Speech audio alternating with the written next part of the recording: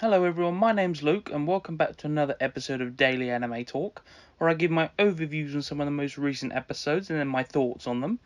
This is going to cover a lot of the stuff from over the past weekend. And just a heads up, I did upload an episode yesterday, or earlier today, depending on when you're watching. So make sure to give that a watch. And the first episode I'm going to cover is So I'm a Spider, So What? The hero Julius and his party have arrived and seem to be after a spider. Whether it's Kumiko or not, we don't know. Kumiko is still in the middle area thinking what to do next, and has started using perception to find enemies and prey. As soon as she says this, a sort of magma eel attacks her and looks at its stats, and apart from speed, the eel outranks Kumiko on everything. They start to fight, and Kumiko starts seeing a sort of extra image of the eel, and she is actually seeing slightly into the future with a perception skill, foresight. After a long battle, Kumiko wins and also levels from level 7 to 10 and can evolve. She uses the eel's body as cover and evolves into a much more deadly and spiky pterodactyl or spider. The hero Julius and his party are camping out and come across the spider they were after, which looks very similar to Kumiko, also 3 giant pterodactyls. They kill the 3 giant ones, have a difficult fight against the white specialized one, but it starts shaking in fear for some reason, so they quickly kill it. Julius is suspicious of that reaction, and the last scene is of an unidentified demon lord. So I'm a Spider is a great show. I'm liking seeing Kumiko continue to evolve. She's this most recent evolution has been the most different because now she's got more like scythe forearms. She's got spikes all over her back. Her colour's changed a bit. She doesn't have as much pink on as she did. And it's also good to see this demon lord that's in the opening as well, because it's nice to build the world up and bring these new characters. Because we don't know if this is one of the classmates yet. This could just be a entity from this world. It's also good to see the hero Julius and his character, because I don't know if he's actually one of the classmates. I know the brother is, but I don't know if he is. But hopefully we get to see more of his character like interacting, and I'm interested to see how Kumiko is gonna react and talk to these characters as well, because all she's really been in contact with is herself and other creatures that don't actually talk to her. So it'll be good to see, hopefully towards the end of the season, maybe she starts interacting with more human characters, and hopefully she can speak with them. Otherwise it's going to be very awkward. They're probably going to try and kill her. But moving on to the next thing is a Hidden Dungeon episode 6. Noir, Emma, Luna and Lola have been given reward money by the Duke for saving Maria. Well over 100,000. The girls all argue who is going to help Noir the most, after Emma suggests opening a shop. While this happens, Noir makes a break for it. When Noir returns home, he discusses opening a rare materials shop with his family, so Noir decides to go to the dungeon to hunt. After Noir gets all the way to the 5th floor, with no issue, the 5th floor is full of monster corpses, and the reason is a talking giant black lion called Tigerson. Tigerson explains to Noir that he is waiting for his elf friend who went to the 6th floor 350 years ago. Tigerson asks Noir to look for his friend so he can keep his promise and wait on the 5th floor. After a small scuffle with some zombies, Noir finds the elf zombified. Noir then de-zombifies him and changes him back to normal. They reunite, and after they reunite and talk, the elf returns to his village.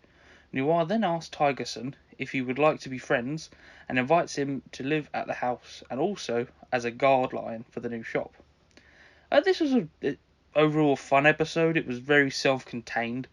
Like the last few episodes leading up to this have been a bit more interconnected and meeting new characters and saving Maria.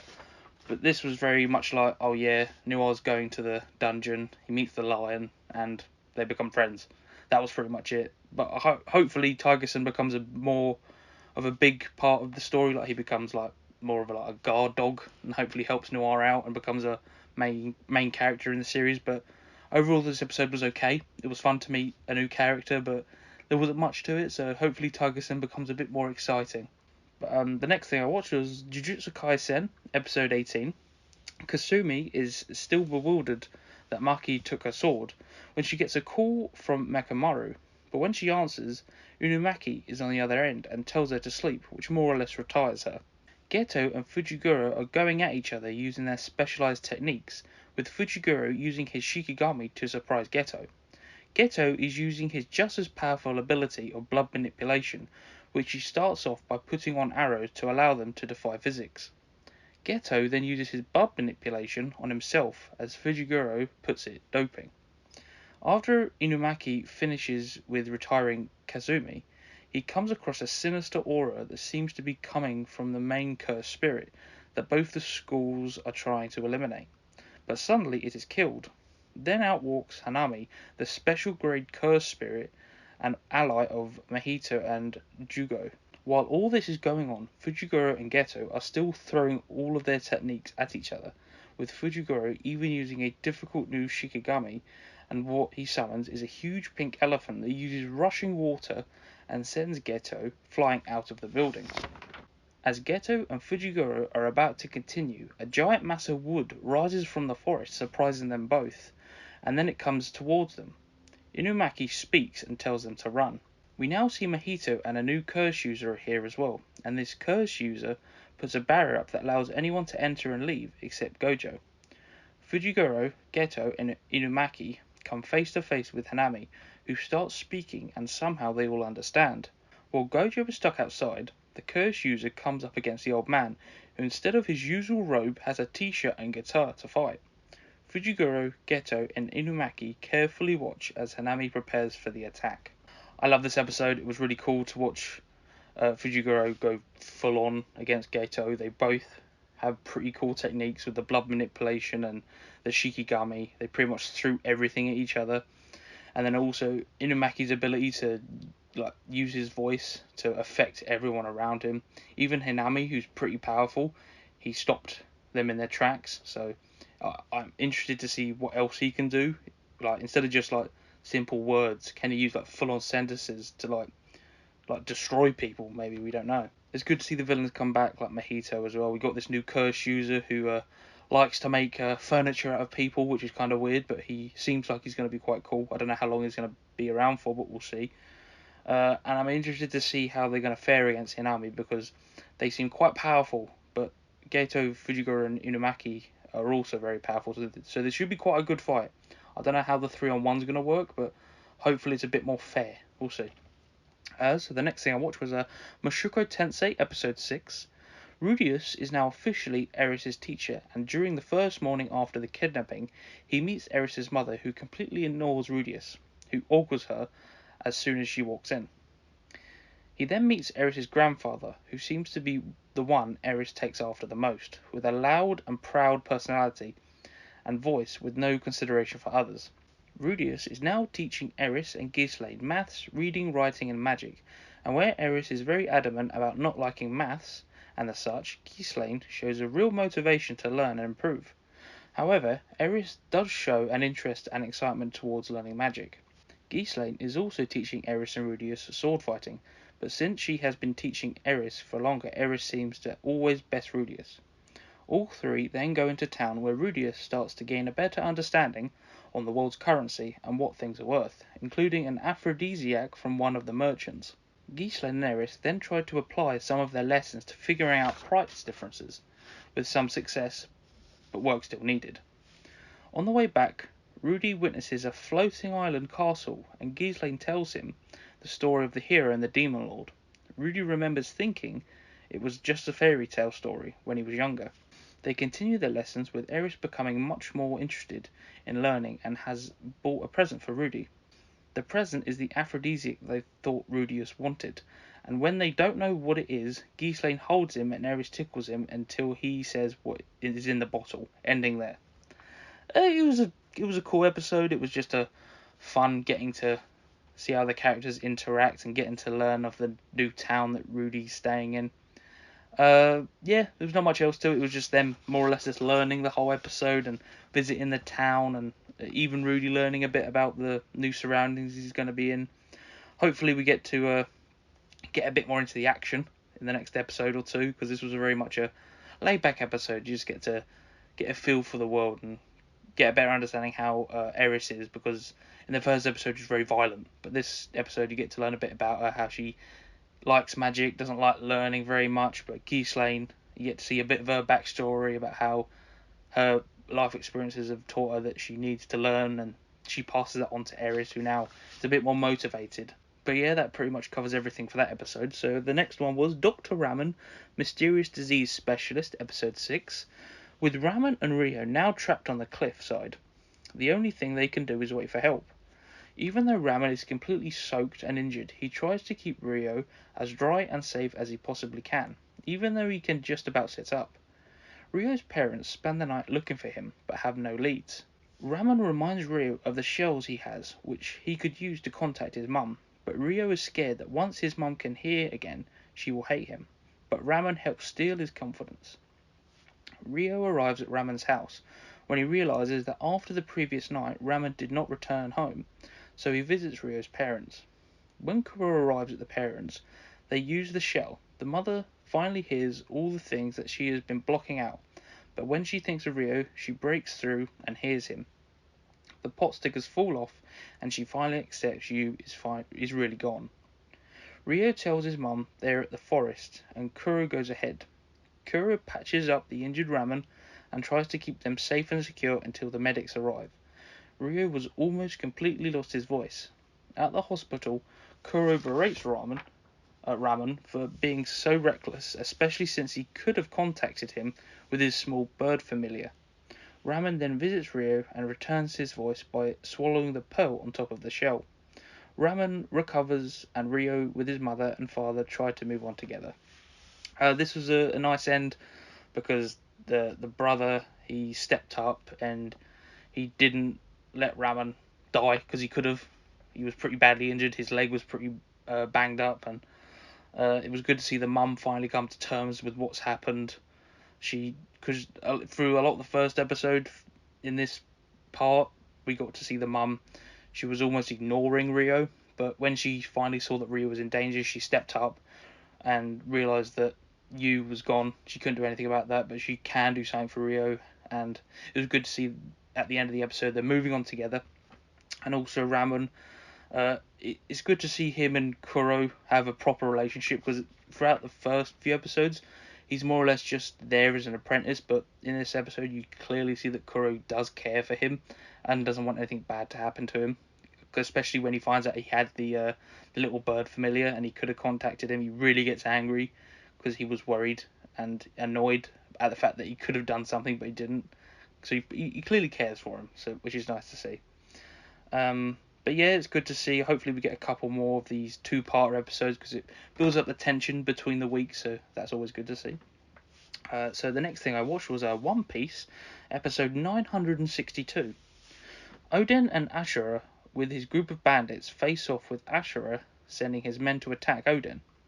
Oden then proceeds to blow all of them away with one strike and move on to Ashura. Kinemon and the others arrive the next morning to witness the aftermath of the battle, with bodies everywhere, and Oden sitting on the defeated Ashura. Oden then proclaims that he is the head of the Kuri and intends to build it up. Sometime later, Oden and his vessels have used the men of Kuri to build a thriving city where everyone is happy and respects Oden for all he has done. After hearing this, Oden's father cancels the disavowalment and proclaims him Daimyo of Kuri. Everyone celebrates the great news, but unfortunately, Kinemon and the others find out Oden has run out of money, so decide to steal from Yasue.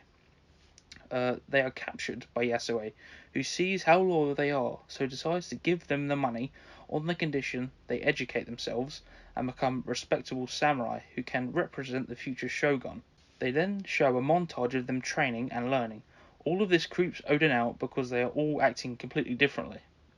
Also meeting Cat Viper, Dogstorm, and Kawamatsu, who are all almost killed but saved by Oden. They also become vessels to Oden. Oden then visits his father with all his vessels, now looking and acting like proper samurai. The episode ends with the shipwrecked Whitebeard pirates about to investigate the land of Wano.